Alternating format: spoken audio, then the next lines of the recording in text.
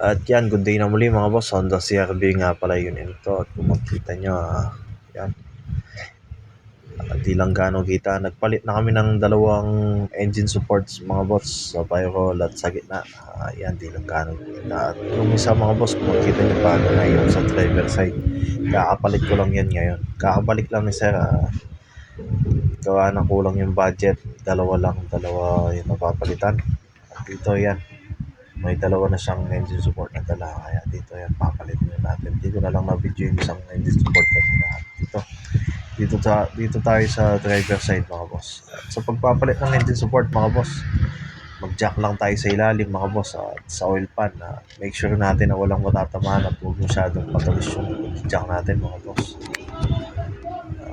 Hanggang ma-reflat.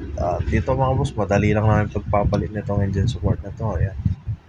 Makita nyo, tatlong 14mm lang, saka tatlong 17mm lang yung luluwag dyan.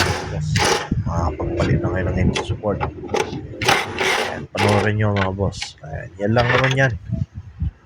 Ginamitak na ng impact dyan para mabilis na lang proseso. At matagal ng concern ni sir dito. Nung napalitan nyo sa firewall, medyo nabawas-bawas yung nginig mga boss, at yung isa pa yung naglalagotok pag nagpasok siya ng Primera mga boss, parang naiwan yung makina. At yan, kaya dito nagkaroon na siya ng oras para dito paglanan na yan, may dala-dala na siyang pyesa, kaya dito papalitan na natin. Kaya kung may unit kayong mga ganito, mga boss, gusto nyo DIY dahil sa manginig at talagang basag na rin na flat na yung engine support nyo, ito panoorin nyo para sa ito. Ganito lang naman kadali magpalit ito mga boss. Ayan, pagkaluwag ko sa tatlong 14mm mga boss, dito rin tayo sa 17mm. Naluwagan ko na pala ng gusto yan mga boss, kung pinapagita ko lang sa video. Maigpit talaga yan mga boss. Ayan, yan lang naman yung bracket na yan, tatlong 17mm, dalawang bolt tsaka isang nut sa gitna. Yan lang yung kailangan nyo luwagan dyan. Yung purpose ng jack sa ilalim mga boss, para hindi mapwersa yung engine support at yung para ma-adjust natin yung makina sa taas baba. Ayan yung purpose ng jack sa ilalim, kaya jack nyo mga boss para hindi mapwersa. Ayan, tanggal na yung engine support mga boss. Ganun lang kadali, tatlo lang. At ayan, pagmasdan nyo kung anong pinagkaiba nila mga boss. Ayan, ang laki ng pinagkaiba bukod sa bago at luma yung isa, maitim at dark na dark yung isa. Ayan, kung mapapansin nyo, ayan, flat na yung isa mga boss. Ito tayo pa. Ayun yung pinagkaiba nila, kaya manginig at yun, masyadong mataas yun dito. Yan yung pinagkaiba, flat. Gawa ng katagalan talaga. Yan, gawa ng katagalan na nakahawak sa makina. Syempre kahit sino talagang magpa-flat yan. Yan, ganyan lang din yung paglalagay mga boss. Unahin nyo lang yung tatlo sa engine support na 14mm. Ayan, pag nalapat nyo, ayan, dyan yung i-adjust yung jack sa ilalim mga boss. Yung purpose yan. Ayan, pag kulang i-adjust nyo, pag sobra ibaba nyo, ganun lang yan. Nakapagpalit na kayo kung gagayahin nyo lang ito mga boss. Ganyan lang kadali yan. Nakakatipid na kayo sa labor, matututo pa kayo mga boss. Ganyan lang naman yan. Kanina talagang pagdating niya dito talagang ma-vibrate yung makina niya mga boss. Gawa ng dalawa lang yung napalitan sa firewall at transmission lang. Isa hawak sa makina. At ito, nung napalitan ko na yung dalawa sa makina mga boss, tignan natin mamaya kung anong pinagkaiba niya.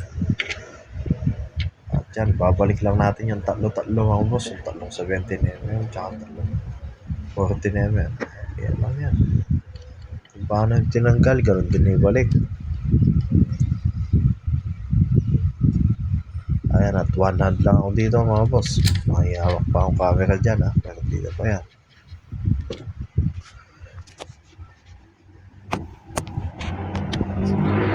Kasi dito sa shop, syempre medyo may presyo yung pagpapalit nito.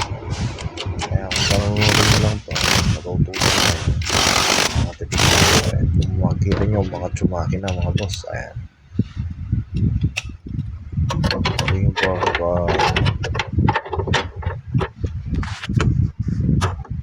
kanina medyo nakadapa kasi ng konti dito gawa ng nagpa. At ngayon bago na siya, tatayo na yan at papantay na lulutin na siya. Diyan, ipitan lang natin ng gusto yan mga boss. Kahit pasensya na sa mga mga boss, medyo malikod gawa na nag-iipa ako dito. Kasi persado yung pakarin sa amin.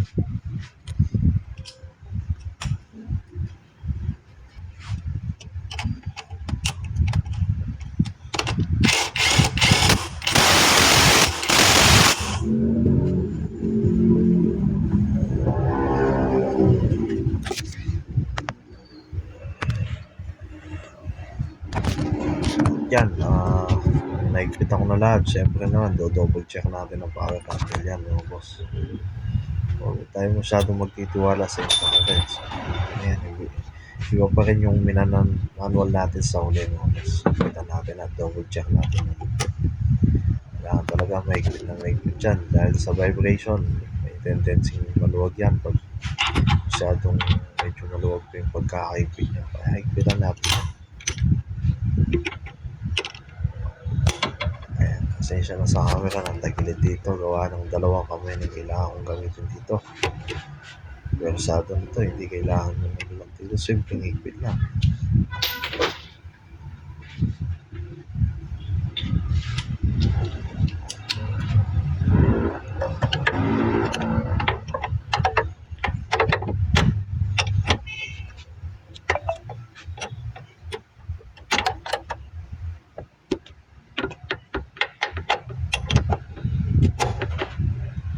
Yan lang naman yung mga kailangan nyo luwagan dyan, yung tatlo mga boss. Kaya kung may unit kayong ganito, gusto nyo magpalit, madali lang palitan yan. CRT, ayan.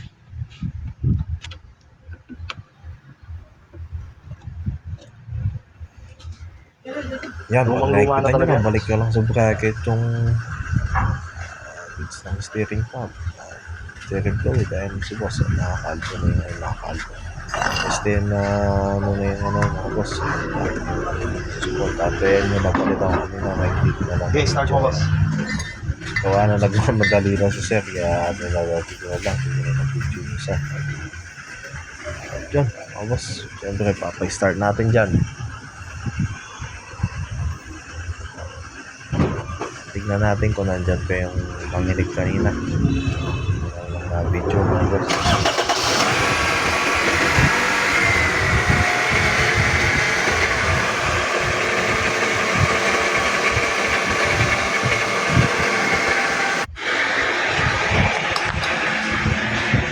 Yan, mapapansin nyo. Tingnan nyo, boss. Spicy boss, ang tuwa ng test na ito. Pag nag-premiere siya, may naglalagotok na para naiwan yung makina. Yan. Yun lang po mga boss, share lang po. At sana po nakatulong sa inyo. Ingat po kayo. God bless.